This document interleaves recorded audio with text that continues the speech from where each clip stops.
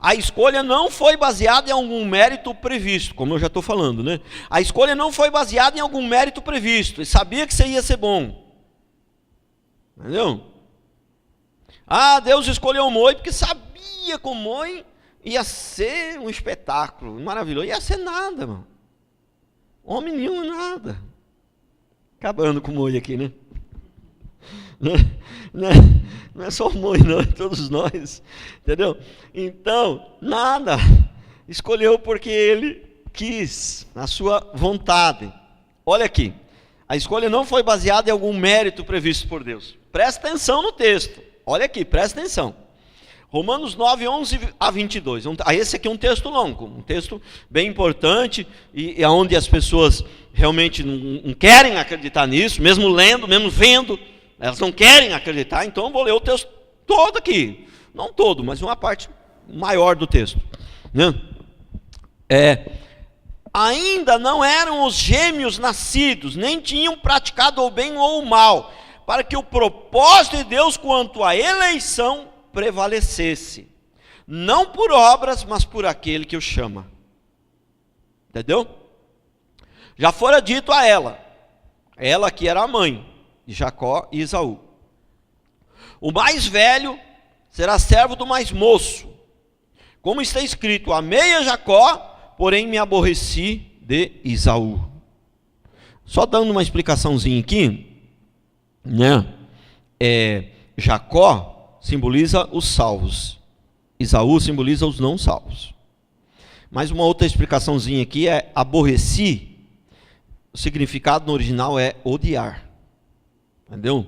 O tradutor aqui, eles põem uma palavra assim mais eufemista para não chocar. Mas a tradução original aqui é odiar. Então, ele amou a Jacó e odiou a Esaú. Antes deles terem nascido, antes deles terem sido gerados, antes deles terem, né, feito o bem ou o mal, para que prevalecesse a eleição. Porque é Deus que manda, Deus é Senhor. E tudo será feito segundo a vontade de Deus. Deus não abre mão da sua vontade nem um milímetro, né? Aí o 14 diz: que diremos, pois? Há injustiça da parte de Deus? De modo nenhum. É injusto. A nós parece injusto chamar um e odiar o outro sem ter feito nada de mal. Não parece? Para você? Para mim também parece. Mas nós não temos que ir pelo que parece, nós temos que ir pelo que está escrito. Que diremos, pois? A injustiça da parte de Deus? De modo nenhum, né? Pois ele disse a Moisés: terei misericórdia de quem me aprouve ter misericórdia, compadecer-me-ei de quem aprouve ter compaixão. Assim, pois, não depende de quem quer ou de quem corre, mas de usar Deus a misericórdia. Porque a Escritura diz a Faraó: para isso mesmo te levantei, para mostrar em ti o meu poder, e para que o meu nome seja anunciado por toda a terra. Ele levantou Faraó, para quê? Para exercer juízo contra o povo. E Faraó, irmãos, Faraó é um tipo de demônio, aponta para o demônio, entendeu? Viu?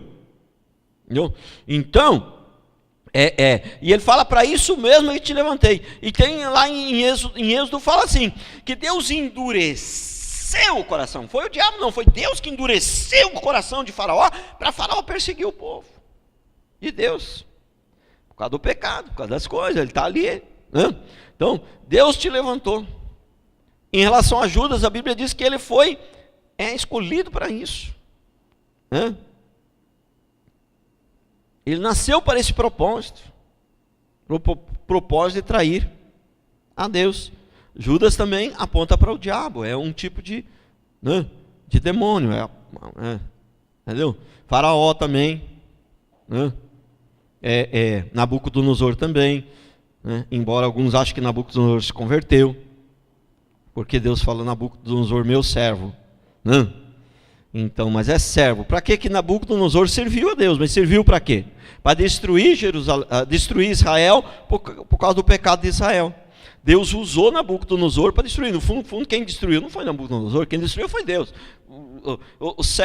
Nabucodonosor foi só instrumento de Deus para destruir Israel. A questão é que o pecado tem consequência e Deus exerce juízo, mas ele não faz isso pessoalmente. Ele usa Judas, ele usa Nabucodonosor, ele usa Faraó, ele usa o próprio Satanás, né?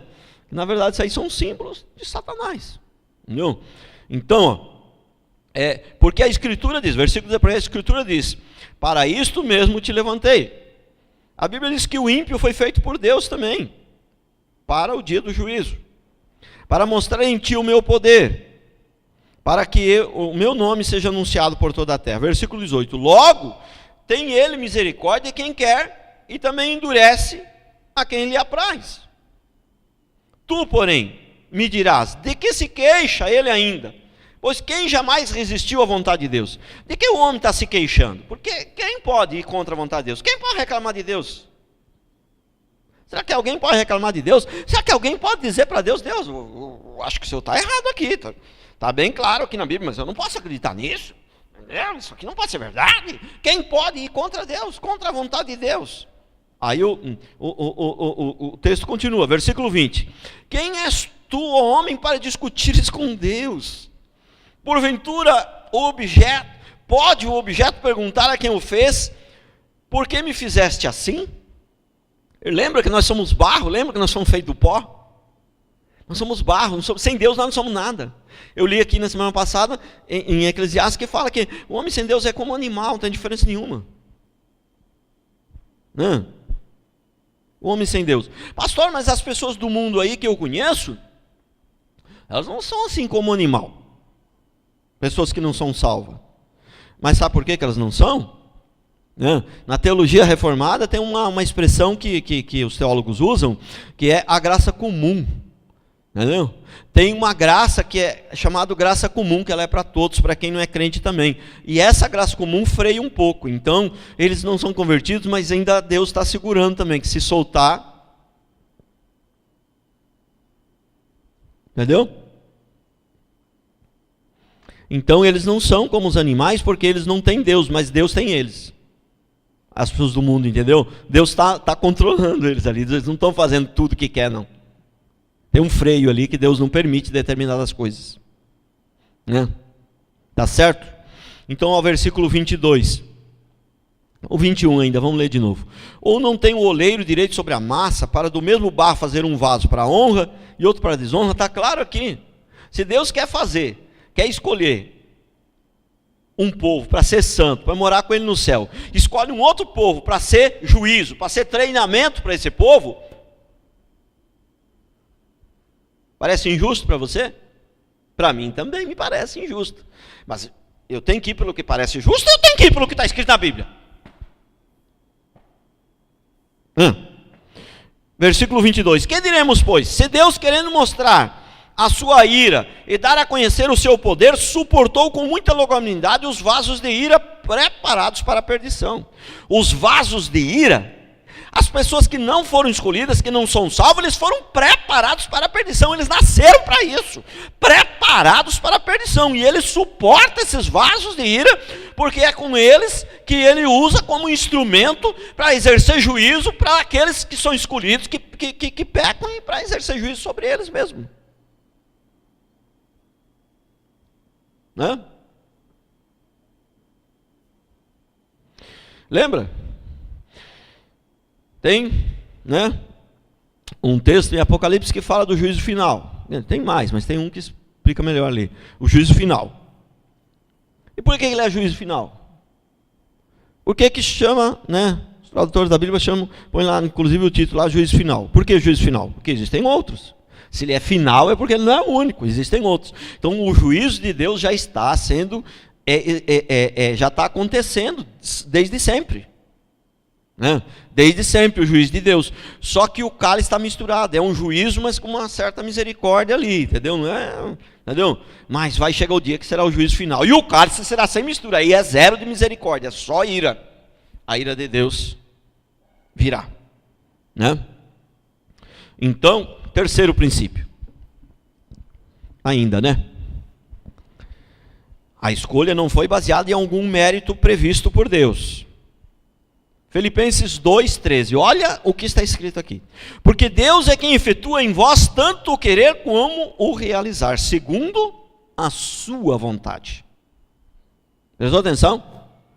Então, você veio para a igreja aqui hoje, porque Deus efetuou em você a vontade de vir. Você que está vindo pelas primeiras vezes aí, né? Não tem ninguém vindo pelas primeiras vezes, tá? Mais pessoal da igreja mesmo. Mas, né, de manhã tinha pessoas que veem pela primeira vez. Entendeu? Esse que veio pela primeira vez foi Deus que trouxe, mas o Moi, que é crente desde criança, esse veio por conta própria. Se Deus soltasse você, qualquer um de nós, até eu mesmo, né? Até eu mesmo, não no sentido que eu seja melhor, mas no sentido que estou mais tempo na igreja, né? Qualquer um de nós, se não fosse Deus trazer, a gente não viria. Você tinha ficado em casa, você não viria, né? Então tem muitos que pregam que não existe livre-arbítrio, né? Perdão, que existe livre-arbítrio, todos têm livre-arbítrio. Tem outros que falam, não, eu concordo que não tem livre-arbítrio, mas é só enquanto a pessoa é do mundo. A hora que ela se converte, aí ela passa a ter o livre-arbítrio. É quase isso, mas não é muito certo, não é certo também dizer que a gente tem um livre-arbítrio. Sabe por quê? Quando você converte, você consegue fazer escolhas. Você consegue escolher o bem. Quando a pessoa ela não é crente, ela não consegue escolher o bem. Ela não consegue, porque ela só tem uma natureza, só tem a natureza maligna, ela só tem uma. Como é que ela vai escolher o bem? Ele está morto, como é que ele vai escolher o bem? Espiritualmente ele está morto, ele só tem uma natureza, a maligna. Entendeu? Então ele não tem como ele escolher o bem. Mas eu conheço gente do mundo que entrega a cesta básica. Ele entrega a cesta básica, mas a motivação é errada. Ele não consegue fazer o bem.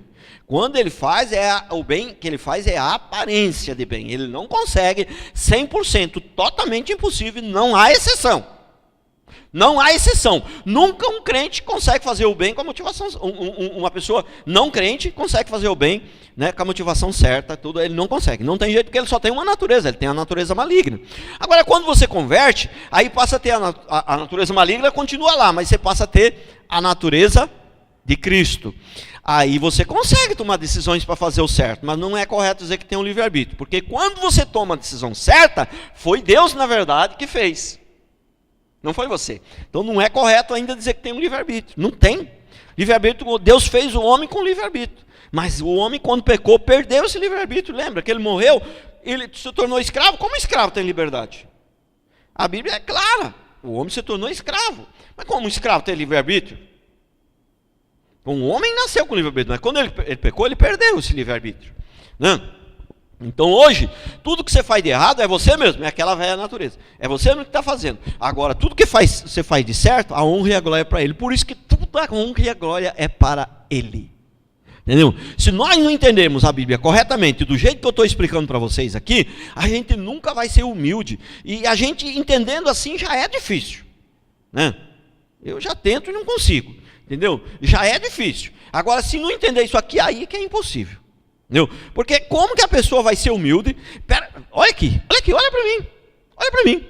Se eu creio que eu estou aqui porque eu contribuí um pouquinho para estar, porque eu sou um pouquinho melhor que o outro, como quando eu digo, Deus, toda a honra e tua glória, eu estou mentindo.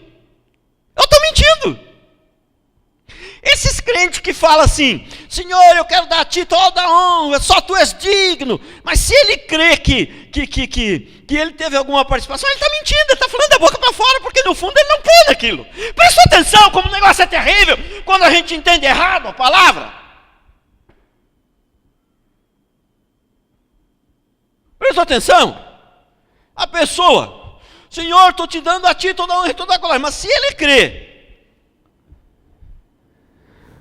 que ele está sendo salvo porque Deus sabia que ele ia ser bom, qualquer coisa desse jeito, quando ele fala para Deus que está dando toda a hora e toda a glória, ele está falando da boca para fora, porque no coração ele crê em outra coisa. Prestou atenção, irmãos?